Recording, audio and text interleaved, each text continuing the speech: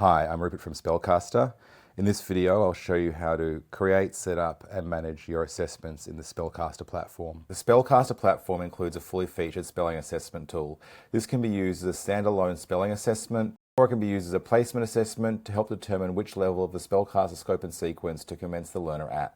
There are a number of ways that you can create an assessment for a learner or learners in the Spellcaster platform. You can create individual assessments by clicking the three dots beside a learner's name and clicking Create Assessment. You can create multiple assessments at once in the learner table by checking the names of learners you would like to have an assessment and clicking Create Assessment. You can set an assessment by navigating to the Assessments tab on the sidebar and then setting the assessment for individual learners from in here.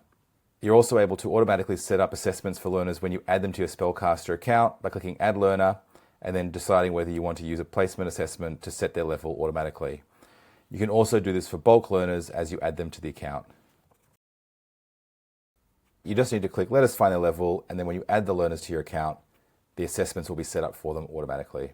Learners can only have one assessment assigned to them at any one time. When you create an assessment for your learner or learners, you will need to determine which phase of the scope and sequence you want them to be assessed against. We currently only assess learners against individual phases of our scope and sequence because assessing them against the entire scope and sequence in one sitting would take too long. You're also able to click the screener option, which means we'll give them a battery of words across phases 1 to 3 of our scope and sequence to help us determine which phase to place them in.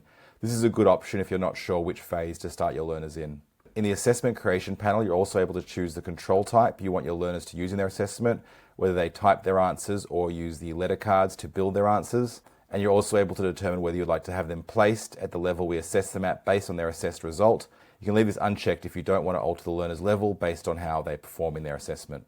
When a learner with an assessment assigned to them logs into Spellcaster, they will see a Start Assessment button.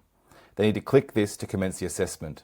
The assessment itself takes place in our game engine where learners are given a set of cards and are asked to build particular words. If you've set typing as the assessment control scheme, students will type their answers instead. Learners are able to hear the word in a sentence, hear a definition of the word, or repeat the word if they need to. When a learner completes their assessment, they'll automatically be taken into the game. If you've chosen to automatically place a learner at the level that our assessment sets them at, then they will be taken to that particular level. You're able to view a summary of assessments that are set by clicking on the Assessments button in the toolbar. Here you'll see a list of all the assessments you've set, who you've set them against, and whether they've started them or completed them.